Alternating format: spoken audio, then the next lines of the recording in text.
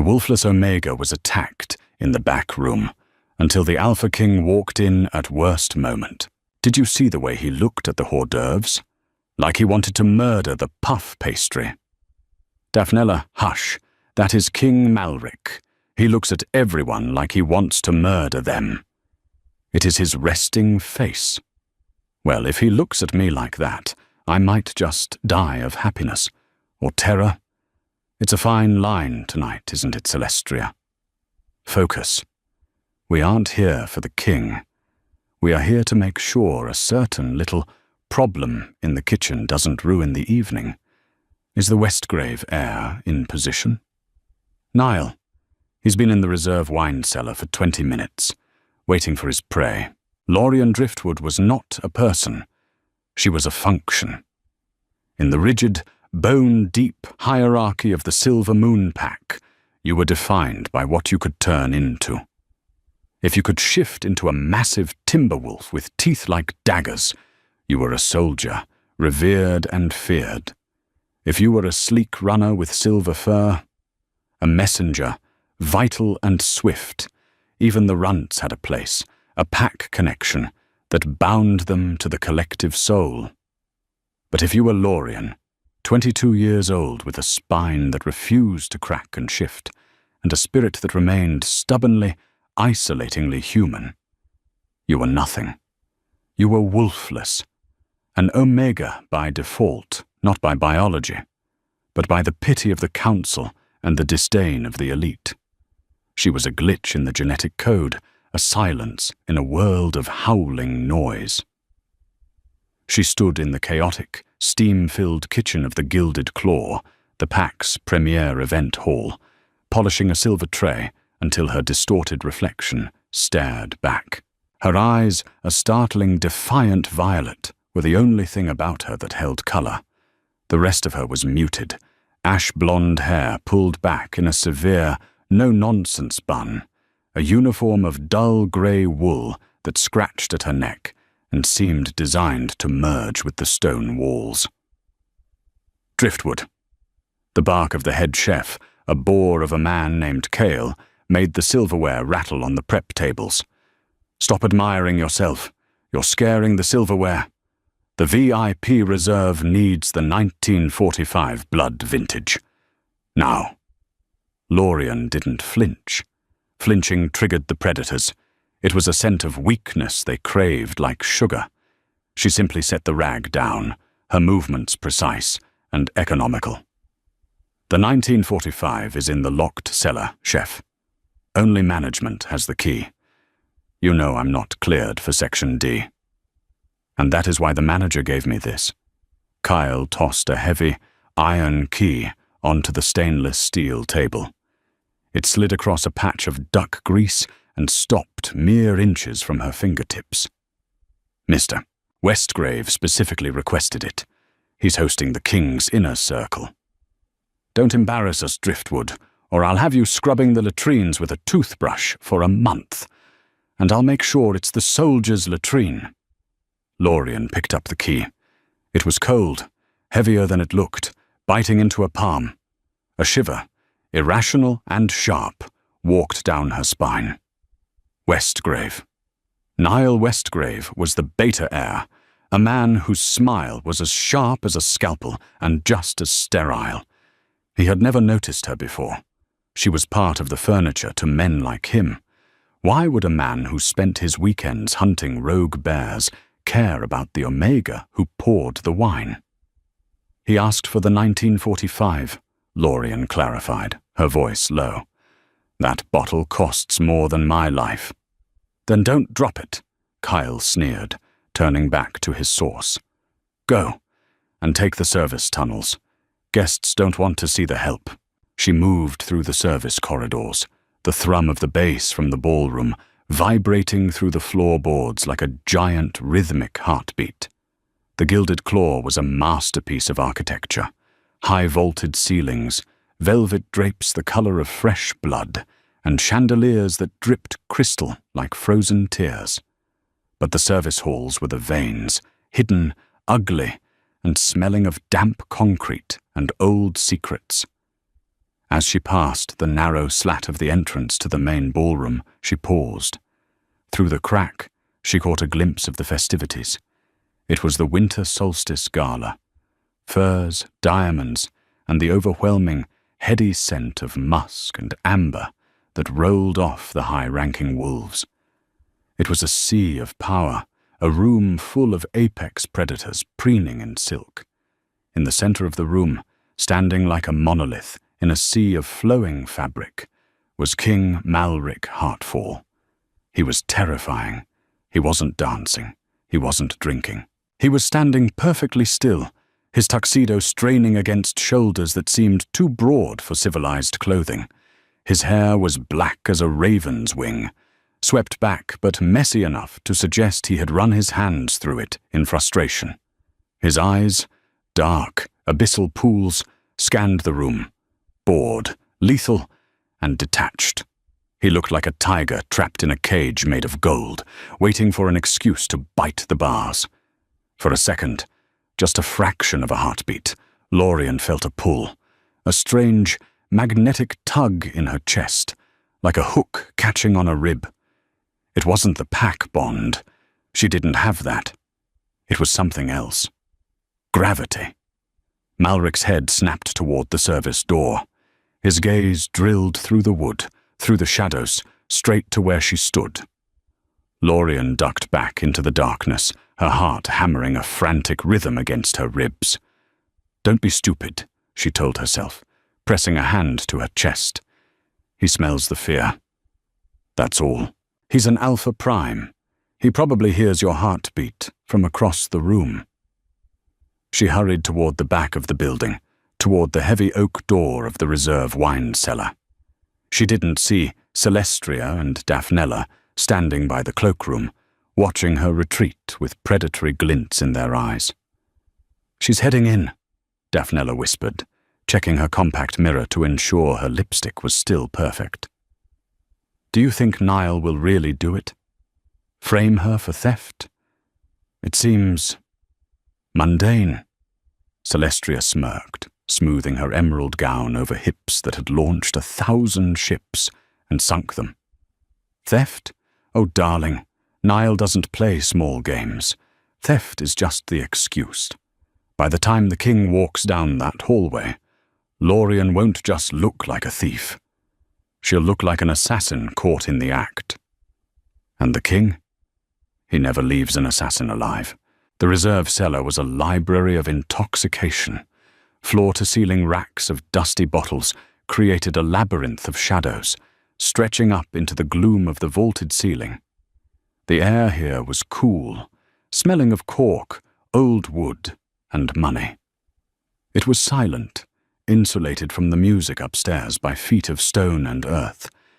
It felt like a tomb. Lorien moved to Section D, her footsteps echoing softly on the stone floor. She was searching for the blood vintage, checking the tags with trembling fingers. 1940. 1942. "You're early." The voice came from the darkness behind her.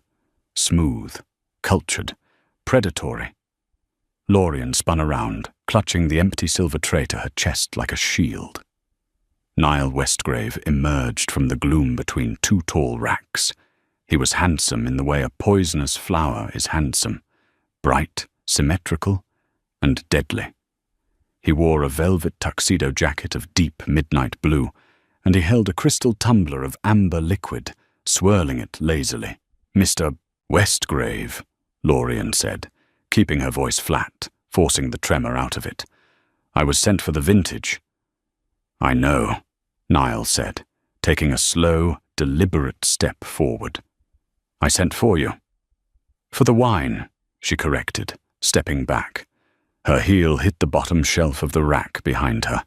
Trapped. "The wine is a prop, Lorien. Just like this party, just like the king upstairs." Niall's smile didn't reach his eyes. His eyes were cold, calculating. "I've been watching you. The Wolfless wonder. The girl who smells like nothing." He took a deep breath, inhaling the air around her, his nostrils flaring slightly. "It's unsettling, you know. Every wolf has a scent. Pine, rain, blood, iron, fear. But you're a void. A blank space in the air. It makes people nervous. It makes the king nervous. I have never met the king, Lorien said, her grip on the tray tightening until her knuckles turned white. I serve the drinks, Mr. Westgrave. I don't attend the parties. But he knows you exist. Or rather, he senses the gap where a person should be. Niall set his glass down on a barrel with a soft clink. There's a rumour, Lorien, an old prophecy in the Westgrave archives, about a child born without the wolf who holds the key to the Alpha's sanity, or his destruction. Lorien laughed, a harsh, dry sound that bounced off the bottles. I'm a waitress, Niall, not a prophecy. I scrub dishes and polish floors. Let me get the wine and leave. I can't do that. Niall's expression hardened, the veneer of civility slipping. He reached into his tuxedo jacket and pulled out a small, velvet pouch. He tossed it to her. Lorien caught it reflexively. It was heavy. The drawstring loosened, revealing the contents. The king's signet ring, massive, gold, and set with a ruby that looked like a drop of crystallized blood. The one Malric never took off. Stolen an hour ago, Niall whispered, his voice silky, by a clever little thief who used the service corridors to slip into the royal cloakroom. Lorien dropped the pouch as if it burned. It hit the floor with a heavy thud. No, I won't be part of this. I'm leaving. You're not going anywhere. Niall lunged. It wasn't a seduction. It was an assault. He grabbed her wrist, twisting it behind her back with bruising force, slamming her into the wine rack. Bottles rattled ominously, dust raining down on them. Lorien didn't scream. Screaming was for people who expected to be saved. In the orphanage, screaming just told the bullies where you were hiding. She fought. She stomped on his instep, driving her heel down with vicious precision. Niall grunted, his grip loosening just enough. Lorien spun, swinging the heavy silver tray with both hands. It connected with the side of his head with a ringing clang that vibrated up her arms. Niall staggered back, blood trickling from his temple. But instead of anger, he looked delighted. He wiped the blood away and looked at it on his fingers. Feisty. Good. It makes it more believable. What does? Lorien panted, backing away, scanning for a weapon. That you attacked a high-ranking noble when he caught you stealing. Niall flicked the blood onto the floor. Self-defense, naturally. I'll have to kill you to protect the crown's honor. He shifted. It wasn't a full shift. The room was too small, but his eyes turned molten gold, his canines elongated into fangs, and claws burst through the tips of his manicured fingers, shredding the expensive velvet gloves. He swiped at the air, the sound like tearing fabric. Lorien ducked, grabbing the nearest bottle, a Pinot Noir worth more than her life. She smashed it against the wooden rack. Red wine exploded like arterial spray, drenching her grey uniform, soaking into her skin. She held the jagged neck of the bottle out, the glass sharp and deadly. "Stay back," she warned, her voice trembling but her hand steady. "I know where the arteries are, Niall." Niall laughed, a low growl that rumbled in his chest. "You think a piece of glass scares a beta wolf? I heal before you can blink. I think if I sever your jugular, you'll bleed just like a human before you heal," she snarled, the adrenaline turning her vision sharp and high contrast. Niall roared and charged. Lorien didn't retreat. She dropped low, sweeping his legs, a move she'd watched the soldiers practice in the courtyard while she was scrubbing floors, a move she practiced in her room at night. Niall, expecting her to run, was caught off guard. He fell heavily, crashing into a rack of vintage Merlots. Wood splintered, glass shattered. Red wine flooded the floor. Lorien scrambled on top of him, the jagged glass bottle pressed against his throat. She was running on pure adrenaline, her eyes wild, her hair torn loose from its bun, sticking to her face with wine and sweat. "Don't move," she hissed, pressing the glass into his skin, just enough to draw a bead of real blood. "Give me a reason." The heavy oak door to the cellar burst open. The door didn't just open, it slammed against the stone wall with the force of a battering ram. The wood splintered near the hinges. Framed in the doorway, backlit by the harsh hallway lights like a vengeful god, stood King Malric Heartfall. The silence that followed was absolute. The dust motes seemed to freeze in the air. The scene before the king was damning. The room reeked of spilled alcohol, metallic blood, and violence. Niall Westgrave, the heir to one of the most powerful families, was on his back, covered in red liquid that looked horrifyingly like blood. Straddling him, wild-eyed and drenched in the same red substance, was the Omega. She held a jagged glass shank to the throat of a nobleman, her face a mask of desperate fury. Lorien froze. She couldn't breathe. She looked up, her violet eyes meeting the pitch-black gaze of the Alpha King. Malric stepped into the room. His presence was a physical weight, crushing the air out of the cellar. The temperature seemed to drop 10 degrees. He didn't look at Niall. He looked only at Lorien. "Well," Malric said, his voice a deep, resonant baritone that vibrated in the floorboards and settled in Lorien's chest. "This is not the wine tasting I was promised." Niall, sensing his moment, let out a choked gasp, playing the wounded victim. "My king, help me. She's mad. I caught her with your ring. She tried to kill me." Lorien's hand shook, but she didn't pull the glass away. She couldn't. If she let go, Niall would kill her before the king could intervene. "He's lying," she whispered, her voice rough. She knew how it looked.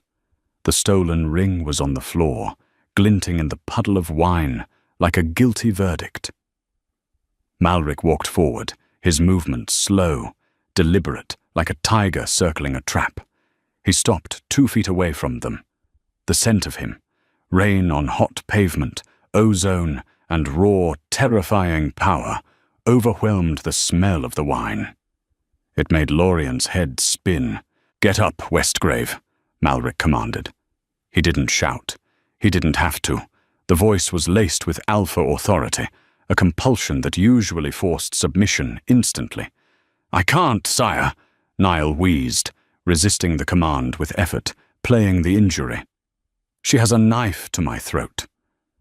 Malric tilted his head, studying Lorien.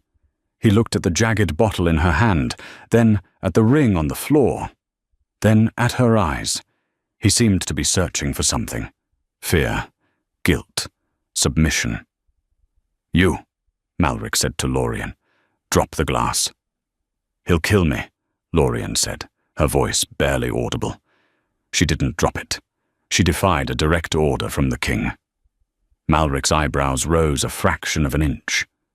"If you don't drop it, I will kill you," Malric stated. It wasn't a threat. It was a simple statement of fact. "And I will be much faster." Lorien held his gaze for a second that felt like an eternity. She saw something in the abyss of his eyes. Not anger, but curiosity. A cold, calculating intelligence that mirrored her own. She released the bottle. It shattered on the stone floor. Before she could blink, Niall moved. With a snarl of triumph, he surged upward, his claws aiming for Lorien's stomach, intending to gut her before the king could speak. Crack! The sound was sickeningly loud, bone against bone.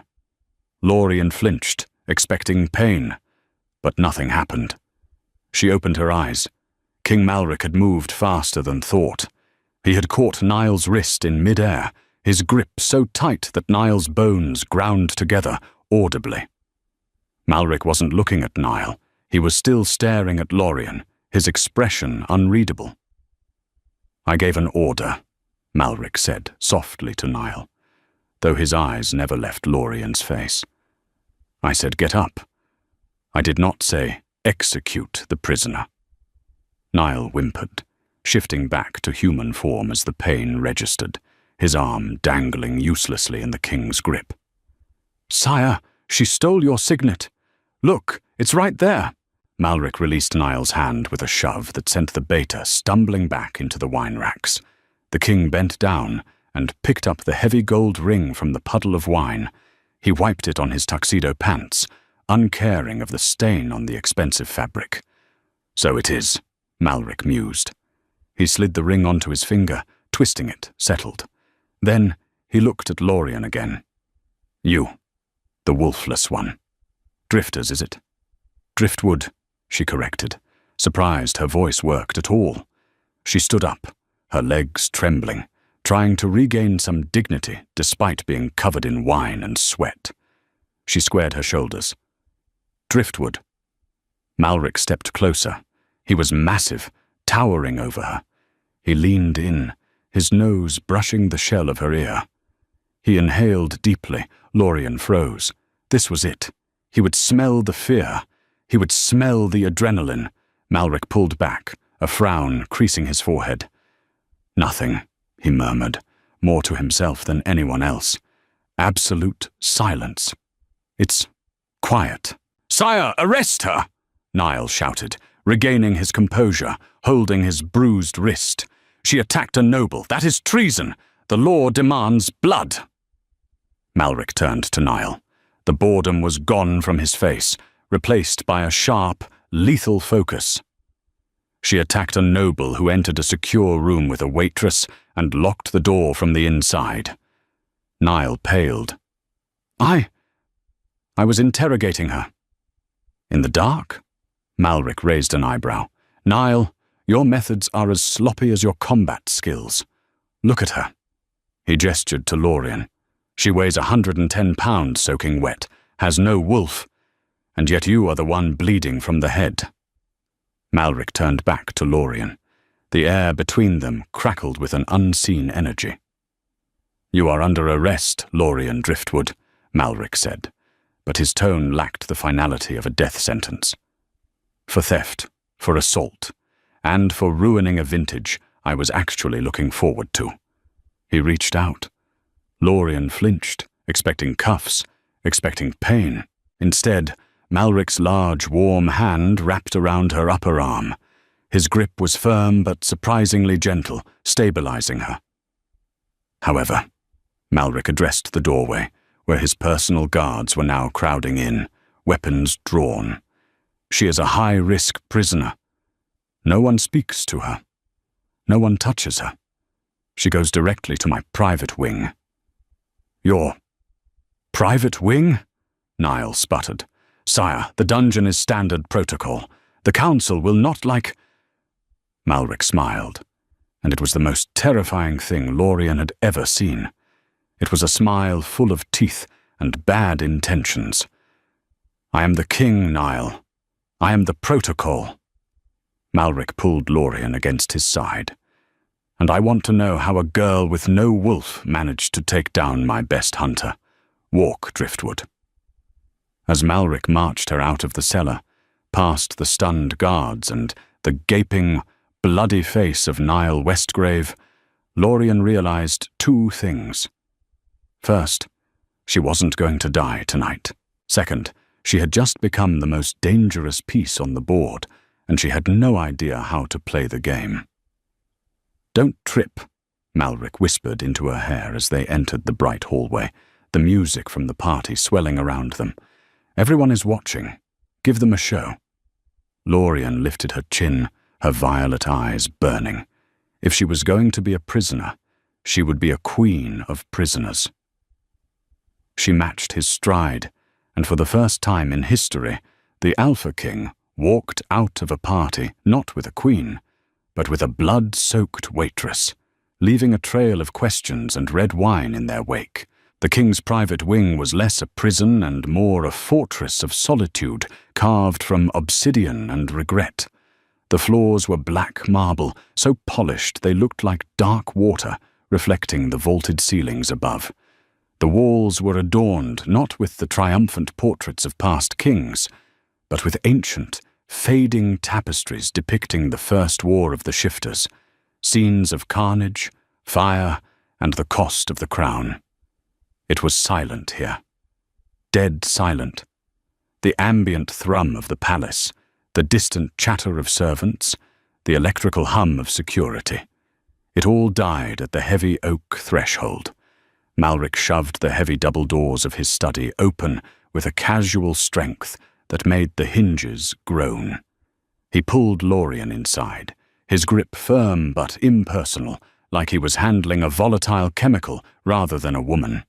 He released her arm immediately, walking over to a massive mahogany desk that looked like it had been carved from the hull of a shipwreck.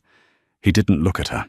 He moved to a crystal decanter, the cut glass catching the low light of the fire, and poured 2 generous measures of an amber liquid that smelled of burnt sugar and peat. "Drink," he ordered, holding one out without turning around, his back a wall of black tuxedo wool. Lorien stood by the door, hugging her wine-soaked arms. The adrenaline was fading, leaving behind a cold, clammy residue of shock. The smell of the drying Pinot Noir on her uniform was cloying and sickening. "Is it poisoned?" Malric turned slowly, a flicker of dark amusement dancing in his abyssal eyes. "If I wanted you dead, Driftwood, I would have let Niall finish his swing. It would have been cleaner. Less paperwork." He gestured with the glass. "Drink. It's a 50-year-old brandy from the Highlands. It will stop your hands from shaking, or at least make you care less that they are." Lorien hesitated, then stepped forward and took the glass. Her hands were indeed shaking, the crystal rattling against her teeth as she took a sip. She downed the burning liquid in one gulp. It hit her stomach like a fireball, searing through the numbness, clearing the fog of adrenaline with a sharp, alcoholic slap. "Sit," Malric commanded, pointing to a velvet armchair that looked large enough to swallow her whole. She sat, perching on the edge of the cushion, refusing to relax. Her legs felt like jelly, but her spine remained rigid. Malric leaned against the edge of his desk, crossing his arms. The tuxedo jacket strained against his biceps, the fabric protesting the muscle beneath. He watched her for a long minute, the silence stretching until it was physical, a taut wire between them. "Why didn't you scream?" he asked finally, his voice low, devoid of the theatricality he had used in the cellar. "Screaming annoys the predators," Lorien said automatically, staring into the empty glass. It was a lesson she'd learned in the orphanage, etched into her by years of dodging beatings. "It triggers the chase instinct. If you run, they chase. If you scream, they bite.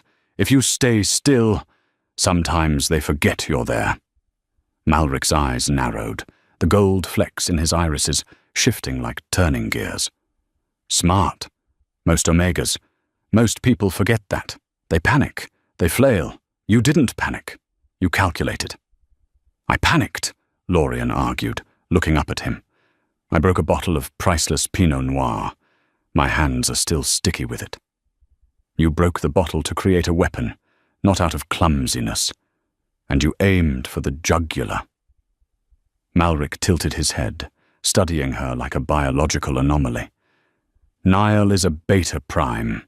He heals fast, but a severed jugular slows anyone down. You knew exactly where to cut. Who taught you to fight?" "No one," she said defensively. "I watch. I listen. When you are invisible, people do things in front of you that they shouldn't.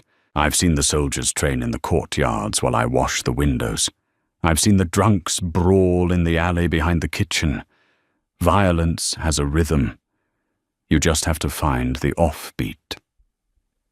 Malric stood up and walked toward her. He moved with a predatory grace, silent on the marble. He moved into her personal space, forcing her to look up at him, placing a hand on either arm of the chair, boxing her in. The scent of him, rain, ozone, and something darker, like gunpowder, flooded her senses. That's the thing, Lorien. You aren't invisible to me. You are loud. Loud? She blinked, confused. Niall said I was silent, a void, a nothing. To a wolf, yes, you have no scent signature. It's like looking at a hole in the world. But that absence, it's deafening. His voice dropped to a rumble that vibrated in her chest. It's the only quiet thing in my life. Do you know what it's like to be an alpha king? I hear everything. The heartbeat of the guard at the door. The pheromones of the maid 3 rooms away who is afraid she'll be fired. The ambition dripping off my advisors like sweat. It is a constant, screaming noise of desire and fear. He leaned closer, his face inches from hers. But you are just... you. A blank page. Silence. He reached out, his fingers grazing her jawline. His skin was rough, calloused from years of swordplay and shifting. Lorien held her breath. The contact sent a jolt of electricity through her that had nothing to do with fear. A sharp, sudden awareness of his heat. "Did you take the ring?" he asked softly, watching her pupils dilate. "No." "I believe you." "Just like that?" Lorien asked, skeptical. "I was found over the body of a noble, with the stolen goods at my feet. Niall Westgrave is ambitious, but he is a terrible actor. He reeks of desperation. And you..." Malric's thumb brushed her cheek, wiping away a smear of dried wine with surprising tenderness. "You have the eyes of someone who hates owing anyone anything. Theft implies you wanted something of mine. You look like you want nothing to do with me." "I don't," Lorien lied, her heart hammering against her ribs. "I want to go back to the kitchen. I have a shift tomorrow." Malric laughed, a genuine low sound that transformed his face, making him look younger, less like a statue of war. "Too late. You threatened a high lord. You drew royal blood, even if it was just Niall's. If I send you back, you'll be dead by morning. An accident in the scullery involving a very sharp knife. So I'm a prisoner? You are a guest under protective custody." Malric straightened up, moving away from her. The loss of his warmth was sudden and jarring, leaving the air cold again. "But to the world, to the Westgraves, you are my prisoner. It's the only way to keep Niall's father from demanding your head immediately. We have to play a game, Lorien, a very dangerous one."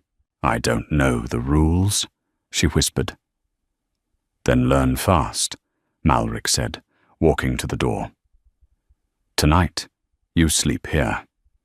The sofa is comfortable enough. Tomorrow we go to the estate.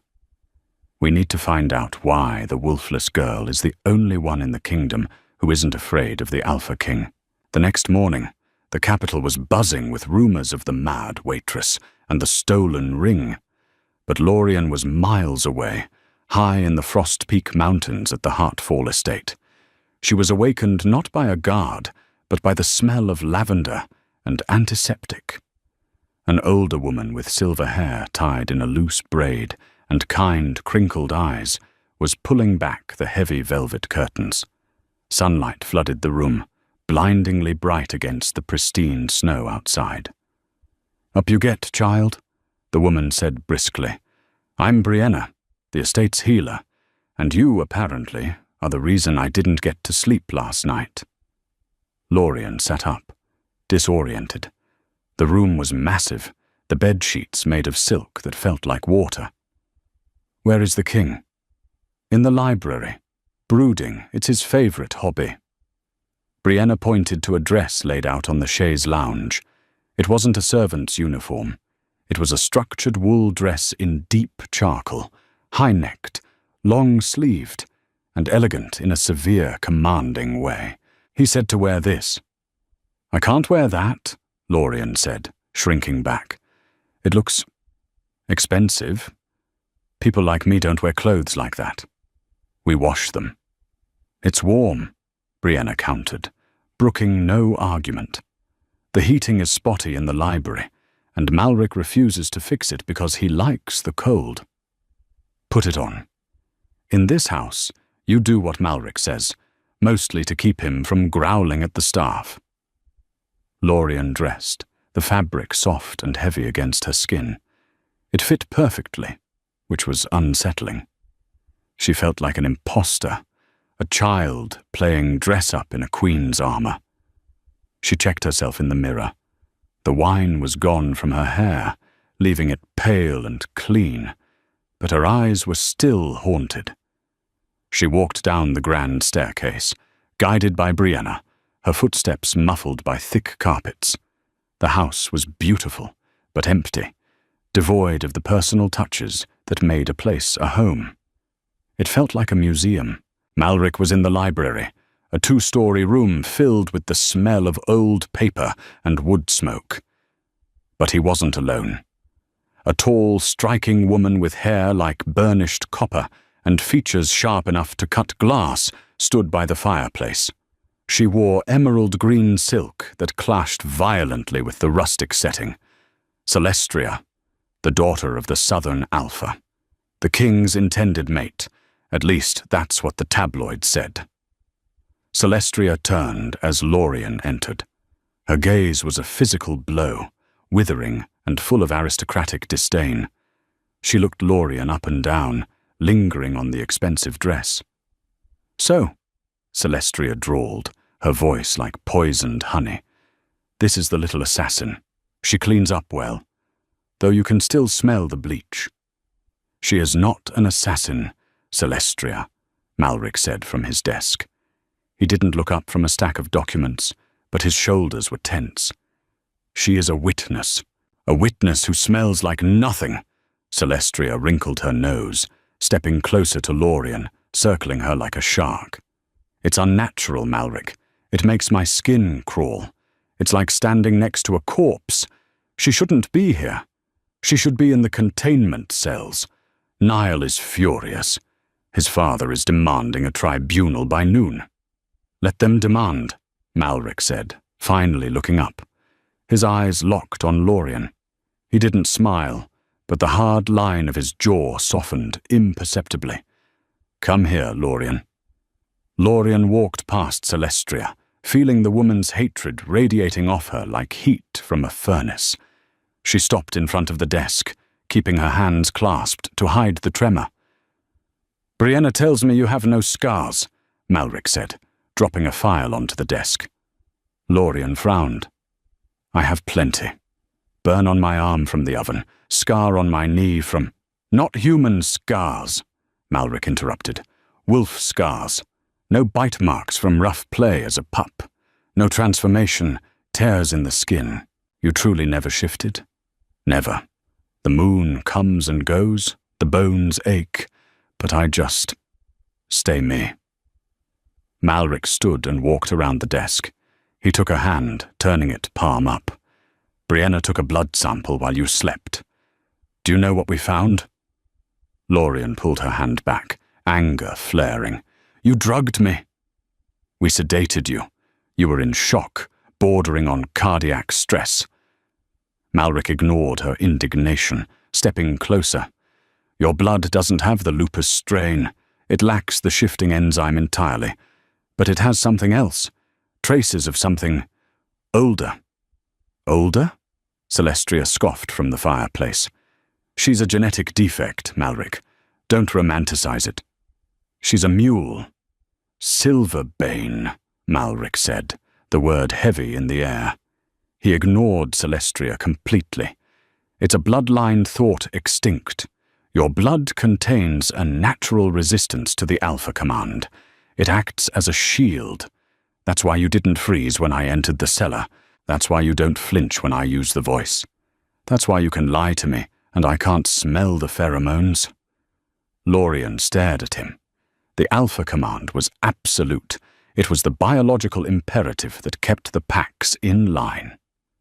When an Alpha spoke with power, wolves obeyed. It wasn't a choice. It was gravity. I just thought I was stubborn, Lorien whispered. You are immune, Malric said, a strange intensity in his voice, a mixture of awe and fear. Do you understand what that means? In a world of wolves governed by instinct and command, you are the only one who can truly say no to me. You are the only free will in the kingdom. And that makes her dangerous, Celestria hissed, her eyes flashing green. If the council finds out there's a breed that ignores the command, every rebel in the territories will want her blood, or they'll want to breed her. Then the monarchy falls, Malric finished, his gaze intense. He looked at Lorien not as a subject, but as a variable that had changed the entire equation. Or it changes. Suddenly, the air in the room shifted. A high-pitched whine, barely audible, pressed against the glass. Malric's head snapped toward the window. Down! The warning came a fraction of a second too late. The massive floor-to-ceiling windows of the library didn't just break, they exploded inward. A concussion grenade detonated just outside the glass, turning the window pane into a storm of razor-sharp shrapnel. Get down! Malric roared. He didn't shift. It would take too long, and the furniture was in the way. He tackled Lorien, his heavy body slamming into hers, driving the air from her lungs. He covered her with his own bulk, shielding her as shards of glass chewed up the mahogany desk and embedded themselves in the Persian rugs. Assassins! Celestria screamed, diving behind a heavy leather sofa, her elegance vanishing into panic. Metal canisters hissed as they skidded across the floor, spinning and spewing thick, white gas. Malric rolled, dragging Lorien with him behind the heavy oak overturn of the desk. The room was filling with the white smoke rapidly. The acrid, metallic sting of wolfsbane hit Lorien's throat. They found us fast. Malric coughed, his eyes watering immediately. He tried to push himself up, but his arms trembled. Wolfsbane. It was the kryptonite of their kind. It weakened the wolf, severed the connection to the strength, and caused agonizing pain. Lorien looked at him. He was wheezing, veins turning black under the skin of his neck. It's wolfsbane, she realized, covering her nose with her sleeve. She took a deep breath. It burned, making her eyes water, but her muscles didn't lock. Her heart didn't stutter. I'm immune, it's just pepper spray to me. Get out, Malric gasped, his hand gripping her shoulder, his nails digging in. Run, Lorien, leave me. No. Lorien looked around the edge of the desk. Through the swirling white fog, she saw the tactical movement of shadows. 3 men in full tactical gear, gas masks hiding their faces. They moved with the fluid grace of wolves, but they carried human weapons, suppressed rifles and tranquilizer darts. Can you stand? She asked Malric. Barely, he growled, fighting the paralysis, sweat beading on his forehead. Then stay down. Be the king later. Right now, be quiet. Lorien didn't run away. She ran out. She stayed low, below the thickest part of the smoke line. The wolfless disadvantage was suddenly her greatest weapon. The attackers were relying on thermal sights and scent to track targets in the smoke. But the wolfsbane gas messed with their olfactory senses, and Lorien was a ghost. She had no heat spikes from a shifting metabolism. She had no scent of fear. She moved through the library stacks like a shadow. The first attacker was scanning the room, his rifle raised. He didn't see her until she was already there. She grabbed a heavy brass letter opener from the scattered debris of the desk, a jagged piece of metal. She didn't hesitate. She jammed it into the weak point of his armor, the gap between the vest and the neck protection. He gurgled, shock registering in his eyes behind the mask, and dropped. She grabbed his sidearm, a tranquilizer pistol loaded with liquid silver. The second attacker turned at the sound of the body falling. He saw a shape in the smoke, but he hesitated, confused by the lack of wolf readings. That hesitation cost him. Lorien fired. The dart hit him in the thigh. He dropped, convulsing as the silver hit his bloodstream. The third attacker roared, tearing off his mask. He realized the tech was failing. He shifted, his body cracking and reshaping into a massive grey wolf, intending to tear through the smoke with brute force. He lunged toward the desk, toward Malric. Lorien had nowhere to go. She raised her arms, bracing for the impact, knowing she couldn't stop a shifted wolf with a letter opener. A blur of black fur collided with the grey wolf in midair. Malric. He had shifted. Despite the poison coursing through his veins, despite the agony that must have been tearing him apart, he had forced the change. The two beasts crashed into the bookcases, a tangle of teeth and claws. Books rained down like confetti. Malric was larger, darker, a creature of nightmare and shadow. But he was slow, the poison dragging at his limbs. The grey wolf snapped at Malric's throat. Malric twisted, using his weight to pin the attacker. With a savage, guttural roar that shook the walls, he tore the attacker's throat out in one motion. Silence fell again, broken only by the crackle of a fire started by a flashbang and the heavy, wet breathing of the king. Malric shifted back, collapsing onto the floor among the ruined books. He was naked, shivering violently, his skin pale and veined with the black web of the poison. Lorien dropped the gun and ran to him. "Malric!" She fell to her knees, pulling his head into her lap, ignoring the blood and the glass. He was burning up, his body fighting a war on a cellular level. "Brianna!" she screamed, her voice cracking. "We need help!" Malric's eyes fluttered open. They were hazy, unfocused, the gold fading to a dull mud color. He looked up at her, at the girl in the ruined charcoal dress who had just taken down 2 armed soldiers while he was incapacitated. "You stayed," he rasped, blood staining his teeth. "Why?" "I told you," Lorien said, brushing the damp hair from his forehead, her hand trembling now that the danger was over. "I don't like owing people. You saved me in the cellar. Now we're even." Malric tried to laugh, but it turned into a hacking cough that brought up black bile. He gripped her hand, his strength failing, but his hold desperate. "Not even close, Driftwood. Not even close." As the estate guards finally burst into the room, weapons drawn, led by a panicked Brianna, Lorien looked up. Celestria emerged from behind the sofa, her dress spotless, her face pale. She looked at the dead assassins, then at Lorien holding the king. Her expression wasn't relief. It was calculation. "You idiot!" Celestria whispered, her voice cutting through the noise of the arriving guards. "You just doomed us all. If you had let him die, the Westgraves would have stopped. Now it's a war." Lorien tightened her grip on Malric's hand. "Then let them come. The fallout was catastrophic. The media didn't just report it, they devoured it. They called it the Heartfall siege.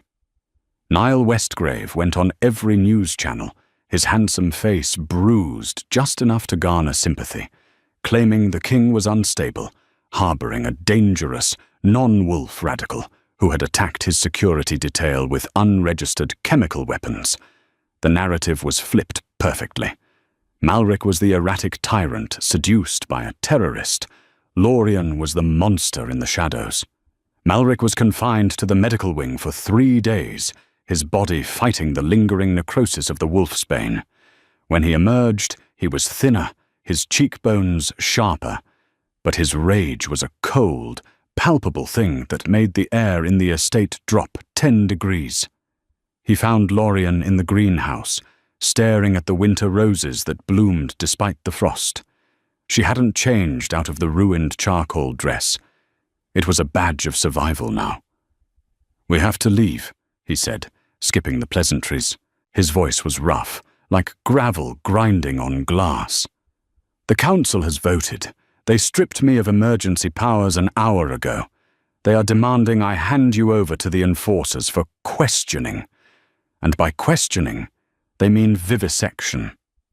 Lorien turned. She looked tired, dark circles bruising the skin under her violet eyes. Then hand me over. Don't be stupid.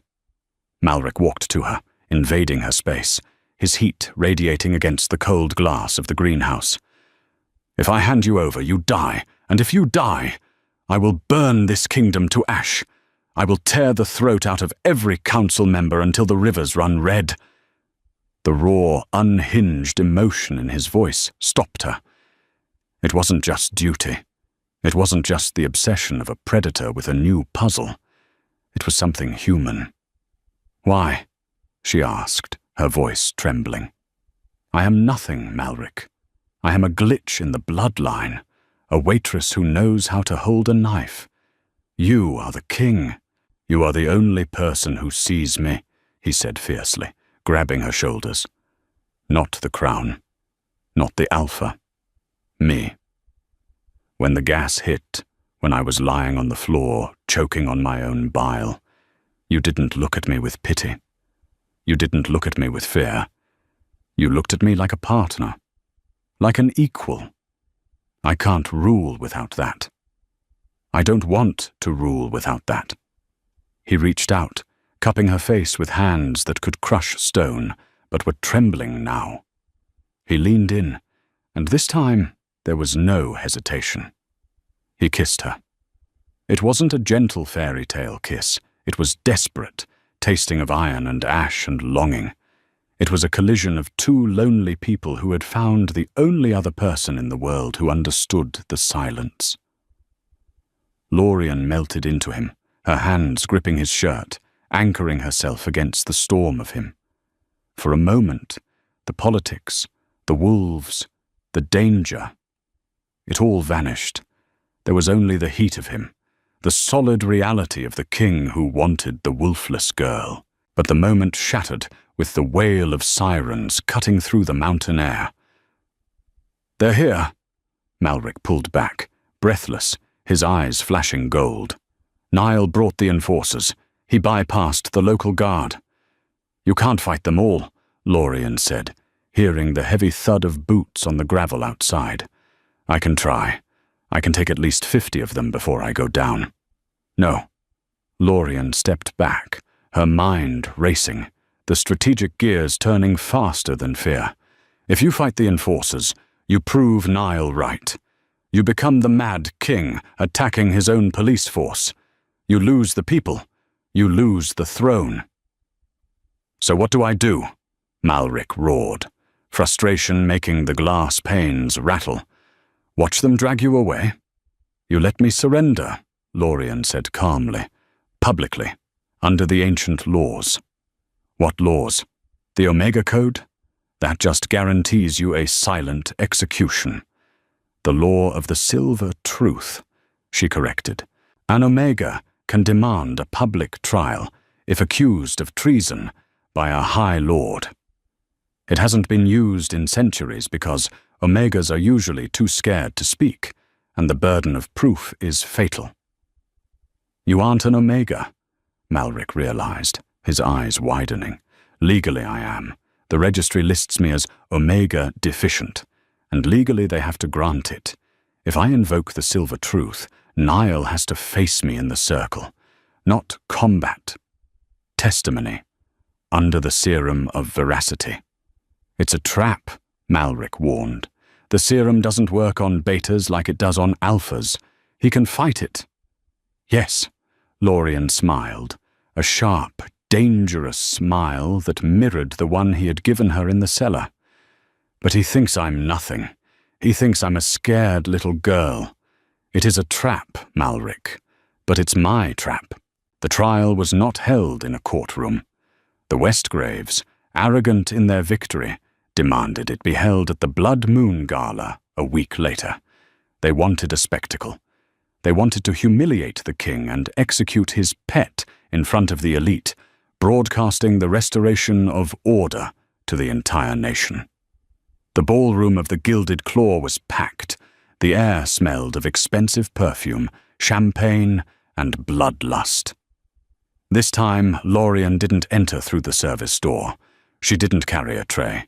The heavy mahogany doors swung open, and silence fell like a guillotine. She wore white, a stark, blinding white silk gown that flowed like water, with a high neck and long sleeves, unadorned by jewelry. It was a statement. In a room of wolves wearing fur, velvet, and the colors of their houses, she was the moon itself. She was a blank canvas. Niall stood on the dais, smug and preening in a crimson tuxedo. Celestria stood beside him, having switched sides the moment the wind changed, looking at Lorien with a mixture of hatred and fear. "Lorien Driftwood," Niall announced, his voice amplified, booming through the hall. "You stand accused of attempted assassination, theft of royal property, and bewitching the king with chemical agents. You have invoked the silver truth. Do you understand that if you are found lying, the penalty is death by the pack?" Lorien walked to the center of the circle. The floor was inlaid with the silver moon crest. She stood on the eye of the wolf. Malric stood at the edge of the circle, his hands clenched into fists, restrained by 4 enforcers and the ancient laws of the trial. He looked ready to rip the throat out of the world. "I understand," Lorien said, her voice clear, amplified by the acoustics of the room. "How do you plead?" Niall sneered. "I plead competency," Lorien said. Laughter rippled through the crowd, a nervous, titillating sound. "Competency?" Niall laughed, playing to the crowd. "You are a broken thing, a genetic dead end. You worked in a kitchen." "Am I?" Lorien reached into the pocket of her gown. She pulled out a small, sealed vial. "This is the poison used in the gas attack at the estate. I synthesized the residue found on my dress." The crowd murmured. "It is a proprietary blend," Lorien continued, her voice gaining steel. "Wolfsbane mixed with a neurotoxin derived from the blue orchid. The blue orchid only grows in one private greenhouse in this city." She turned to Celestria. "Yours, Lady Celestria." Celestria paled, her hand going to her throat. "Lies! She planted it." "Is it?" Lorien turned back to the crowd, pacing the circle. "Niall claims I attacked him in the cellar. But the cellar logs show the security cameras were turned off by him 10 minutes before I arrived. Why would a victim disable the cameras?" "Technical malfunction!" Niall shouted, sweat beading on his forehead. And finally, Lorien stopped in front of Niall, looking up at him on the dais. "The king's ring. You said I stole it. You said I held it. But the ring has a biometric lock. If anyone but a Heartfall touches it for more than 10 seconds, it emits a distress signal. If I had stolen it, the guards would have been alerted instantly. They weren't." She turned to Malric. "Sire, check the logs of your ring. Play them for the court." Malric stepped forward, shaking off the enforcers. A savage grin broke onto his face. He raised his hand and tapped the signet ring. A holographic projection sprang up in the center of the room. Log entry, removed by wearer. Location, coat check. Time, 1900. Status, inactive until retrieval. By N. Westgrave at 1915. Biometric warning. Override, authorized by N. Westgrave using security clearance, Beta 1. The silence in the room was absolute. The hologram hovered there, a damning neon accusation. "I didn't take it," Malric said, his voice booming like thunder. "I left it in my coat. Niall Westgrave retrieved it. He staged the theft. He staged the attack. He staged the coup." The crowd turned on Niall. The wolves could smell the deceit now. The pheromones of a liar were acrid and sour, flooding the room. "She's a witch!" Niall screamed, losing his composure, his handsome face twisting into a snarl. "She has no wolf. She is an abomination. She tricked the logs." He shifted. It was illegal during a trial. It was a death sentence to shift in the circle of truth. But Niall was past caring. He was a cornered animal. Bones cracked, velvet tore, and a massive russet wolf exploded from the dais, jaws snapping, lunging straight for Lorien's throat. Malric roared, moving to intercept, but he was too far away. The enforcers were too slow. Lorien didn't flinch. She didn't run. She didn't scream. She stood her ground, raised her right hand, palm out, and shouted one word. A word fueled by 22 years of silence, of watching, of knowing exactly how the predator thinks. Sit. It wasn't a request. It wasn't magic. It was pure, unadulterated command. But it didn't come from an alpha. It came from something outside the hierarchy. To a wolf, instinct is everything. When an alpha commands, they obey. But when the void commands, when the silence speaks, it is terrifying. Niall's wolf faltered in mid-air. Confused by a prey that acted like a god, his instinct misfired. His brain short-circuited. He skidded to a halt, whining, his belly scraping the floor. In that second of hesitation, Malric arrived. He didn't shift. He didn't need to. He simply punched the wolf in the jaw with the force of a freight train. There was a sickening crunch. Niall crumbled, unconscious before he hit the floor, sliding to Lorien's feet. The ballroom was chaotic, shouts and screams echoing off the crystal chandeliers, but the center of the room was the eye of the hurricane. Calm. Still. Malric stood over Niall's broken body, his chest heaving. He looked at the crowd, daring anyone to move. Then he turned to Lorien. He looked at her white dress, untouched by blood this time. He looked at her face, fierce and alive. Slowly, deliberately, the Alpha King dropped to one knee. Gasps echoed through the hall. An Alpha King never kneeled, not to a council, not to a god, and certainly not to an Omega. "You didn't need me," Malric said, his voice carrying through the stunned silence. He sounded awed, terrified, and hopelessly in love. "You handled the room. You handled the evidence. You handled the wolf." "I needed you to punch him," Lorien admitted, her adrenaline crashing, her knees shaking under the silk. "My hand hurts just looking at him. And I needed you to trust me." Malric took her hand, the one that had stopped a wolf, and kissed her knuckles. "The law says the winner of the trial determines the fate of the loser. What is your judgment?" Lorien looked down at Niall, then at Celestria, who was being handcuffed by the very enforcers she had summoned. "Exile," Lorien said softly. "We don't kill them. Death is too easy. Let them live as outcasts. Let them wander the edges of the territory. Let them see what it's like to be invisible. Let them see what it's like to be nothing." She looked at Malric, her violet eyes shining with tears she refused to shed. "And as for the laws, they change. Tonight. No more wolfless caste. No more Omegas by default. Value is determined by action, not biology. If they can fight, they fight.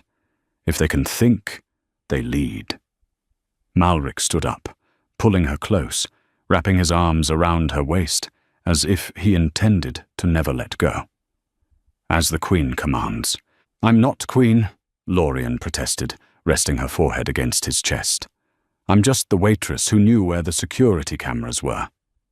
"We can fix that," Malric murmured, leaning down to kiss her, right there in front of the stunned nobility, the paparazzi, and the world.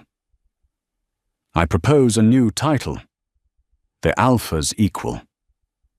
Lorien smiled, and for the first time in her life, she didn't feel invisible. She felt infinite, Lorien Driftwood proved that power is not about the claws you possess, but the spine you keep straight when the world tries to break it. She and King Malric didn't just rule the kingdom, they dismantled it and built something better. A world where strength was measured in character, not just in blood. They were the wolf and the witness, a balance of instinct and intellect that ushered in a golden age. If you enjoyed this story of defiance, romance, and justice, please like, share, and subscribe for more tales of underdogs who become legends. Remember, sometimes the quietest person in the room is the one holding all the cards.